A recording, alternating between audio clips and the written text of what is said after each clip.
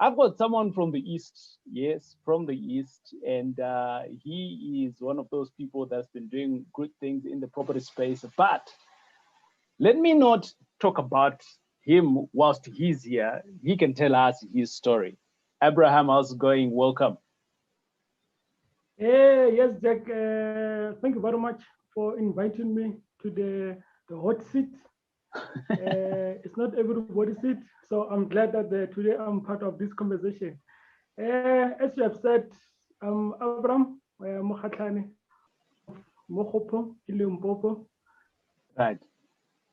working in Polokwane at a 9 to 5 job, but as part of preparing the future, escaping the race. I've started the property, so it means that I'm the property investor, and then I've got I'm married. I have five kids. All right. And then in terms of my school academic, I have a degree in the public admin from UNISA. So in short, that's my background. Yes, I'm happy to be here. Okay, awesome stuff. Where in Limpopo are you from? The township, we call it Mokgopo. Even the town is Mokgopo. The previous name was called Nabomspruit. Yes, you see, yes. It is in the Waterberg region. Yes. Okay. It's between Mokopane and Mudimuli. Right. And you, where do you do most of your property business, Abram? I'm doing now because last year I've moved to Polokwane. Yeah. I'm doing between Polokwane and Mokgopo. So I'm building a portfolio now. My focus in these two towns, Polokwane and Mokgopo. In Mokgopo, I've got three portfolio that I've started, and then in Polokwane I've started development, which is currently running now. Abraham, people might not know what a portfolio is. When you're talking about a portfolio, how many properties are they all together when you say you've got a portfolio? I have a house at Mokgopo, which was the main house. Then I've put that house under rental. Yeah. Then I've got 6 studio flat. Yeah. And then I've got also 20 rooms. As part of my portfolio in Mokgopo. In Polokwane, I'm busy now with development. Right. And your development that you're busy doing with in Polokwane, what kind of a development is it? I'm building a house which it is on sale. It is on the market. Right. So I started this development last year during the lockdown. Yeah. Mm-hmm. So I'm building a house. It is on Property 24, and then with a certain agent in Polokwane. I think very soon I'll complete the house, and then I know that I've done the first one in Polokwane and going to the second one. So that is development that I'm doing in Polokwane. So it's very exciting project. Because when I started that development, I do not have money, but what I did, I refinanced my house at home, and then that refinance, the money was not enough. Then I have to be creative to look for partners. Then I approached few people. One of them was a constructor to say, look, chef, I have something to start, but I don't have money for labor and other things. And then this partner buy into my ideas.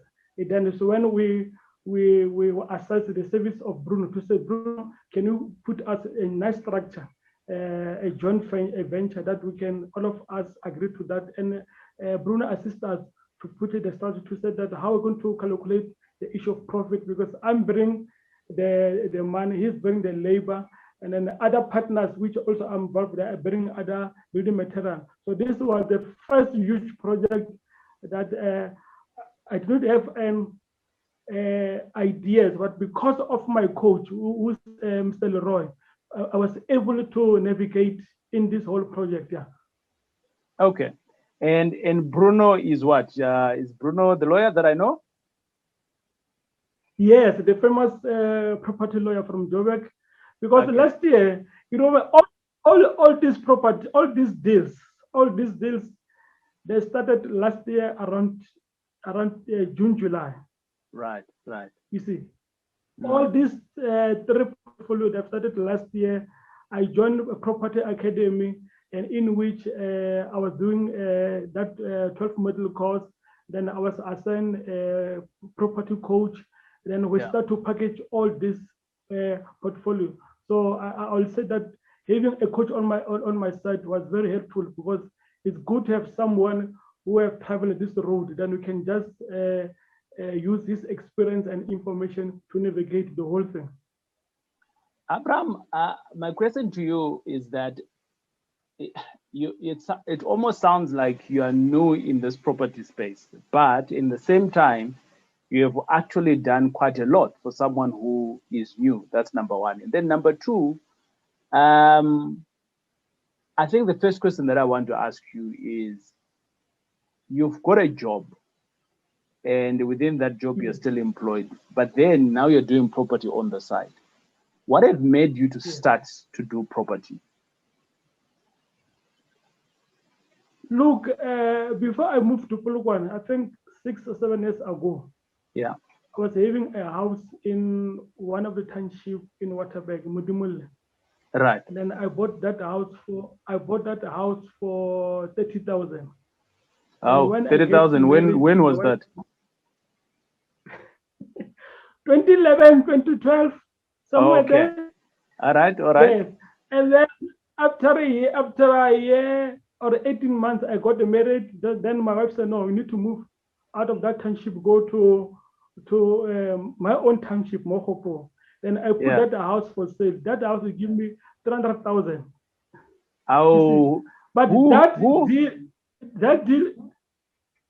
He who has found a wife has found a good thing.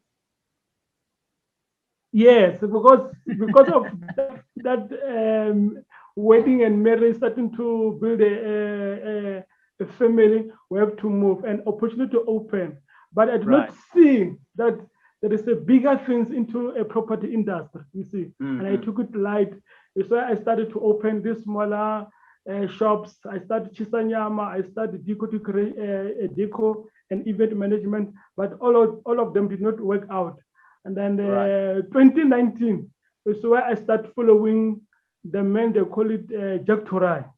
Yeah. I don't know if you know him. No, I've never met that guy. 2019, I followed Jack Torai on the Facebook, and there was an invitation for the one-day seminar at Midrand, and I joined that seminar for that one day, and there was a lot of presentation. You also present and other people in terms of the stock fair and so on. Then the seed of property that was started to be developed. But because of fear, lack of courage, I did not practice what I've learned at workshop until boom, lockdown come. And during the lockdown, I said, man, what can I do? And I have this sense of property. And so I started to join Property Academy, and I got a coach, and I started to package what I have. Fortunately, I was having a house which was having a good equity. Then I refinanced the house and I started the project here.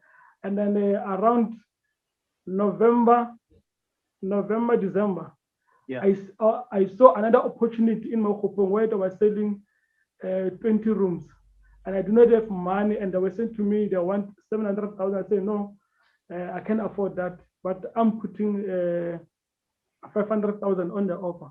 And then they agreed to that. They say, but because the bank cannot refinance this, are you bring the cash? I say, I don't have the cash. But what I'll do, let us sign an OTP, which will say that I give you a deposit of half of that amount, and the remaining amount I'll give you after 6 months.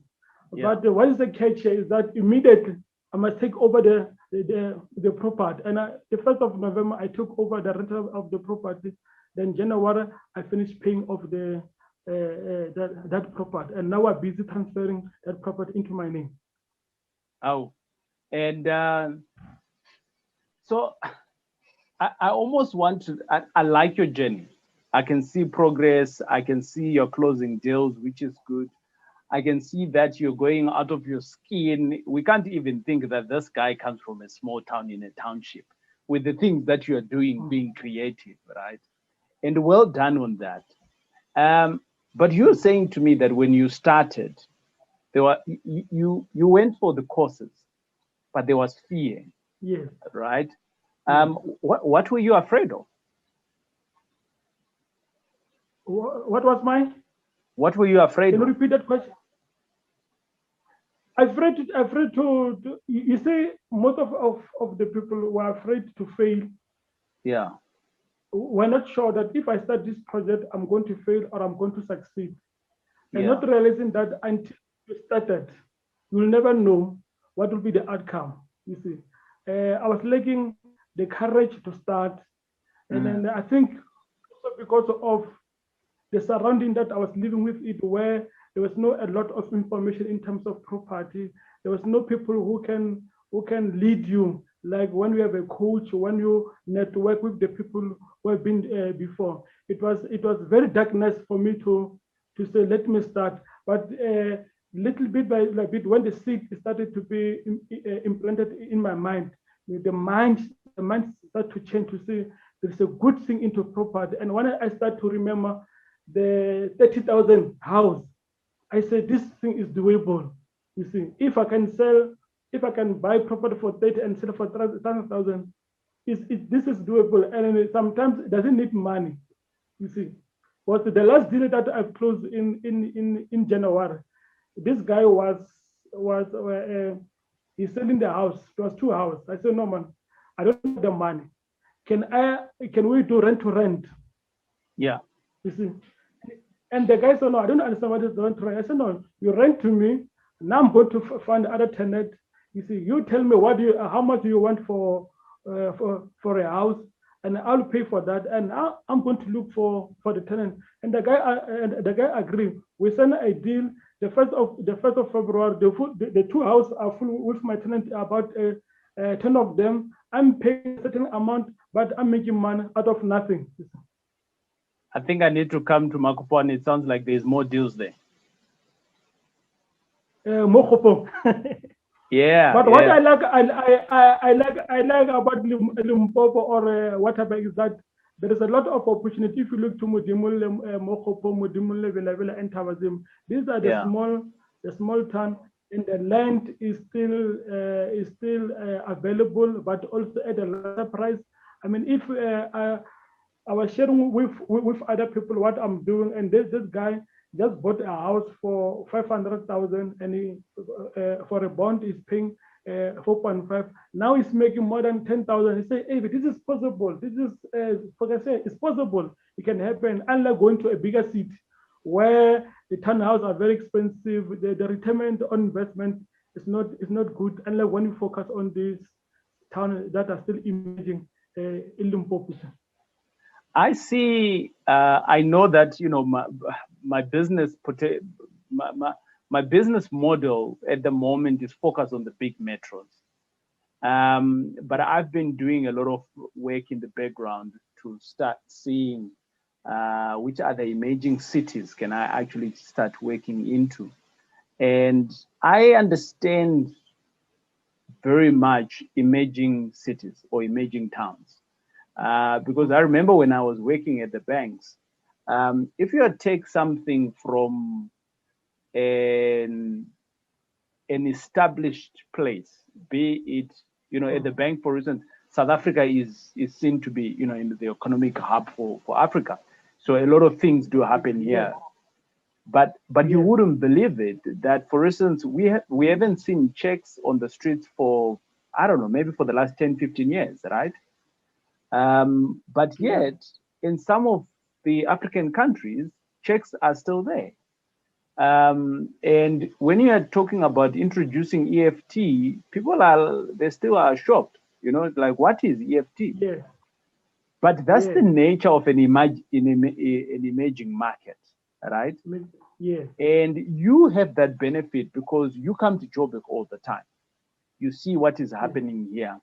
So mentally, you Yes. can take that and you can go to Tabazimbi, Modemula, whatever the place is. Because that city is emerging, you can start bringing what the big cities are doing or have done successfully. And you can now start planting it in the smaller cities, but you start making money. And that's what I like about that strategy. So it's a very good strategy if implemented very well, and already sounds like you're on the right track there. So well done on that. But my next question to you is that you did Chisanyama, you did events. Event man, event management. Yes, but now my question I want to ask of you: why property and why not Chisanyama? You know, like for Chisanyama, it's a good thing. You know, here in Johannesburg, wherever there's a Chisanyama, Friday to Sunday, it's pegged, and we think that the guys are making money. But why not Chisanyama compared to property?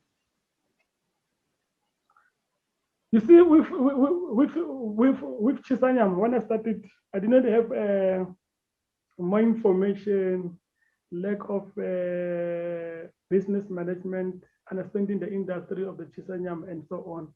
And then one thing that I didn't understand about Chisanam is that you need to be there. You need to dedicate your time. You see. Right. So when I was opening that Chisanam, most of the time I was traveling because of the work, family, and other things. I leave the people behind to look for my business, but only to find out people are not reliable. And then at the end of the day, the whole business collapse. But when it comes to property, and then with the little bit information that I'm gathering every day, the network that I'm building with the people who have been there, and then I've seen that there is a lot of benefit, and then there's a, and also I've learned that the people who are successful, whether are lawyers, doctors, all of them, they have property. Where I'm developing my house, every day when I'm in that space, because there's a lot of house that has been built, and I ask a lot of questions. Who's building this property? Who's building this sixth one? And I only found that these are the people that are the doctors, that the lawyers. They just come together and they start building that property. So, and when I've seen that happening, and so I realized that I've made the right decision to start the passion to have that passion for property and to knock every door where it's possible. But since I started reading the book, starting networking, there's no door that I'm afraid. If I say a door, I knock. If they reject me, it's fine. But I'll go to I go to the next door, and other doors are opening, others are closing. So it's what I love about property. And also, since I've started doing this property, I've also mobilized my family, my kids in the family, my wife. Every day we talk about property. They're very interested in property, and I've said because of I've grown up in a space where there was no information around property. I grew in a space where there's no talking about financial independence, financial freedom. You see, we're told go to school, go and work, get married. That's it. But now I realize, no, I need to mobilize my family to understand that even if we need a basic education, but when you need to work hard and more, things are happening outside.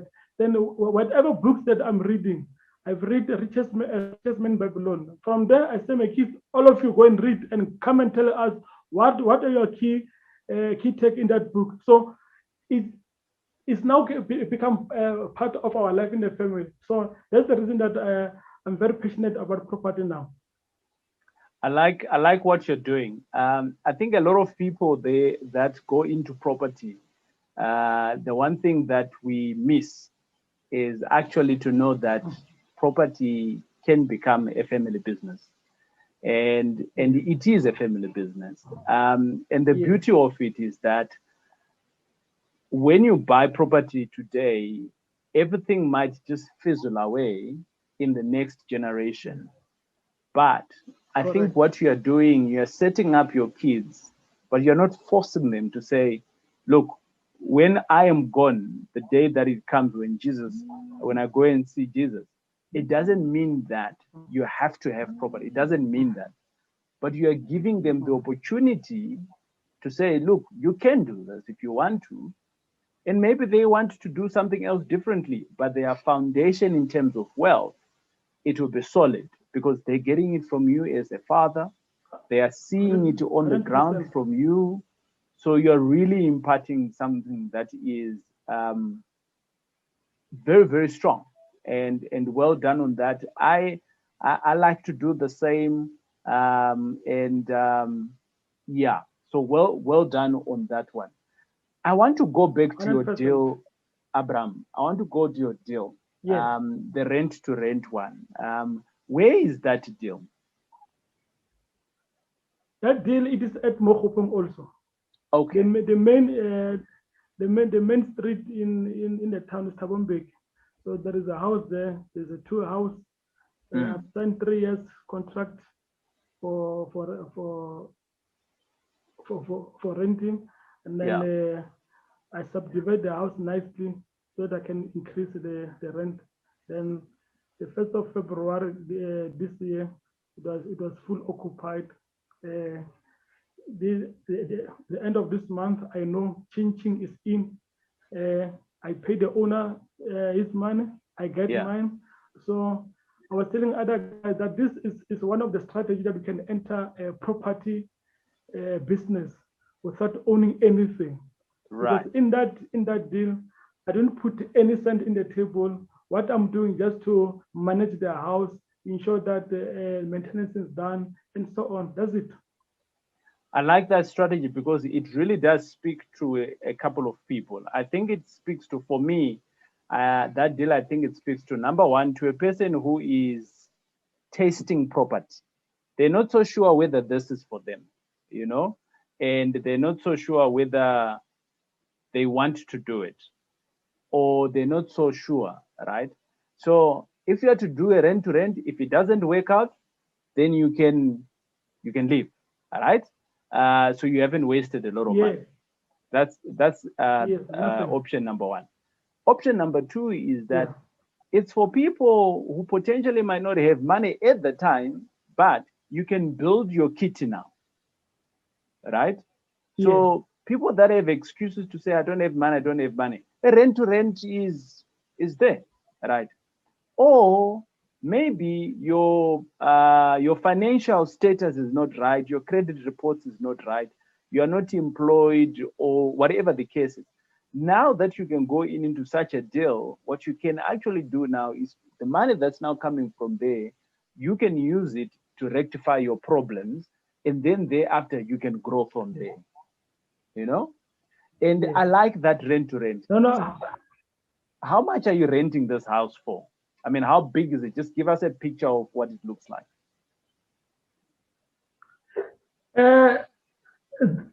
This house, inside the house is a 4-bedroom, and outside the house is a 1-bedroom. Right. So for the whole house, I'm renting 3,000 rent, and each room 3,000 rand for a house like that one. Is 3,000 that house. Full house. So the whole house you're renting it for 3,000. Yes. Okay. The whole house I'm renting for 3,000. All right. And when I tell, yes, I'm saying that when I told my coach to say this opportunity that I found, it was not easy to get it. So I had to dig enough to convince the owner and to say, because you've been selling this house for a very long time, let me take over this one, and we'll see after 3 years. You see, and now you don't have money.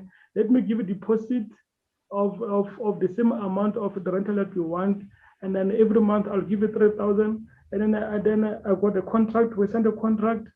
The deal was on. Then I took over. And then you can imagine that if one room is 1.5, then you can make your own calculation, and it's 2 houses. Yo, Abram, you the boss man. Aye. Well done. Well done. Well done. Well done. I mean, if you're to No, but have, what? yeah, go ahead. And I was saying that so why I learned that you can enter this space if you can sharpen your negotiation skills. Because all my this portfolio from development, even this one, it was about negotiating. In the development, I don't have money. The house it needs to be complete. It needs 2 million. I don't have that money, but I brought in the partners with skills, with their labors, with the material to finish the house. The rent to rent, I don't have money, but I was able to negotiate. The one of 20 rooms, they want 500,000. I don't have money, but I have to negotiate hard and you see, and then at the end you win. And if you lose, it's fine, but at least you try your best. If you lose, Abraham, I call it school fees, right? Yeah, If you lose, school fees. It is school fees because you've learned something, you did something, right? Compared to sitting on the bench and making comments on others without you taking action. Abraham, I'm excited, man, of your journey. You have no idea what is in store for you. The way you're doing things, man, it really reminds me of my early days. And you going places, man. You've got the right tools, you've got the right energy, you've started correctly, and you're bringing your family alongside with you. You're finding the right partners, and yeah, you're in a small town where potentially people don't even know what you're doing. Right? A lot of people potentially they don't know what you're doing. They're just still looking at houses and then they're just seeing houses. But when you see these houses, you're seeing money, you're seeing opportunities, and you're saying, "But how best can I do that? How best can I do it?" And you're sitting on a time bomb of richness. That's what I want to say to you, man. Well done. No, thank you very much, TJ. I think it's because of learning from the best, from other people. Because as we are saying that it was not easy to move from 4 tenants to 34 tenants within the space of 6 months. So even though I can't say I've arrived, but what is important is that I've left. I'm on the journey. So I will arrive somewhere, but I've left. That is important for me. Awesome stuff. Once the brain has been stretched, right? Once the brain has been stretched, it can't go back. There's a book that I'm reading that is called The Brain Idiots, right? And it's a very good book in terms of it just teaches you on how the brain works, right? And in there, I've just realized that once your brain has gone to see something else, and it now registers that you can do that, you can't force it to go back. It's almost like your body, your mind is like saying, no, we can't go back there, right? But because of complacent and things like that, you can actually go back over a long period of time. But we are designed not to do that. We are designed to move forward. We are designed to create. And that's what you're doing, Abram. I really like your journey, how you have started it off. And already you got good numbers, man, for someone who's been doing this for 6 months. I'm really, really proud of you. Thank you very much, to close off, I want to ask you something, right? And this question here is, you have now started testing success, right? Because if you had to tell anyone on the street, anyone, or some of your friends, right, that you used to hang out with a year ago, that this is what I'm doing, this is where I am. Some of your friends, I'm sure they're saying, no, it's not possible, ne? Yeah, you're right. Some of the friends, as we are saying, they say, wow, what is happening here? Because 6 months, 7 months ago, I was just a township boy who's working in Polokwane, who's involved in other things, but now who's committed to something else, who's passionate for property. So for me, I want to say, for me, success is when you impart knowledge to other people. It's when you live a life to enjoy. And if that means that you have to your enjoyment. For me, my enjoyment is when I make a deal. So any deal for me, I'm saying I'm succeeding. You see, and when people call me and they want advice, and I give them advice, and tomorrow they say it does work for me, I'm enjoying that. For example, I met Winston Mudak. I'm sure you know him very well. Yeah. Yeah. Winston Mudak, he was selling a book, and I said to Winston, "Can I sell your book in Limpopo?" Yeah.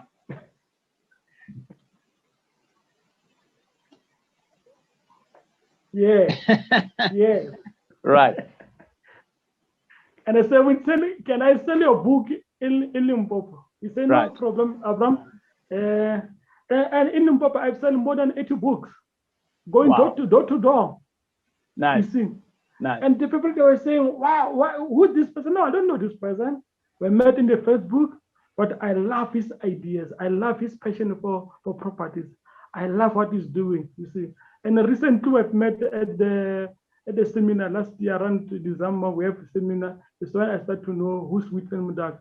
So the book, what is doing to other people, you see, and people calling me to say, Evi, what we are sharing with art is impacting positive to us. I believe that is the best success that I can enjoy in my life, you see. And maybe to say that I've started reading your books after you've given your books. What you have done now. I was saying that I'm starting to. Yeah, go ahead, Abram. I was saying that I'm also starting to enjoy a book. You give me a book around December, so I'm also enjoying this one. So it's nice stuff. Nice stuff. Awesome. I think what you have done now, Abram, is your network. You can now literally you can have a problem whilst you're sitting either be it in Polokwane or Modemula or wherever, but you now have witness on your phone. You now have me on your phone, right? You have intentionally created a relationship with two people that you didn't know 8 months ago, right? And those two people have been in the game for much longer. Leroy is also another person, and Leroy is your paid coach, right? So you are accountable to him, right? And with that, your journey is progressing. And with that, you're growing what I call a toolbox. You've got a toolbox now, and at any given time, when you see a project, you think, rent to rent can work. You think installment sell, I think it can work. And all of that is because you're seeing other people within your community that are doing it. The fear goes away, the knowledge you have, support structure you have. Well done. Thank you very much, Jack. Awesome stuff. Very much. Awesome stuff. I think as I was saying, a relationship is very much important in property. Its currency is a value. You see, how you surround you with people, you are surrounding it matter most. Where you're going tomorrow.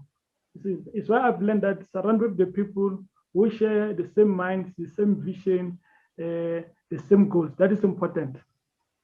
Awesome stuff. Abraham, it's been great having a chat with you. Ladies and gentlemen, that was Abraham. And I told you so, M5 Successful Friends. He is out and about, right? But doing deals and making a difference in his life, in his kids' life, in his community, impacting the country whilst sharing the knowledge that he's got. I have no doubt that Abraham's journey, if he continues on this pace, this guy here is going to be amazing. Ladies and gentlemen, it's been great hanging around with you. We'll check you on the next video. Cheers, Abraham. You can sign out. Jacob, thank you very much. Your seat was very hot. I've enjoyed, and I've enjoyed sharing the knowledge with you. We pray to God that must protect your family, your business as you grow up, because we are looking up to you. We are following your footsteps. Thank you for bringing land to us, and God bless you, my brother. Thanks, Abraham. Stay well. Bye-bye. Cheers.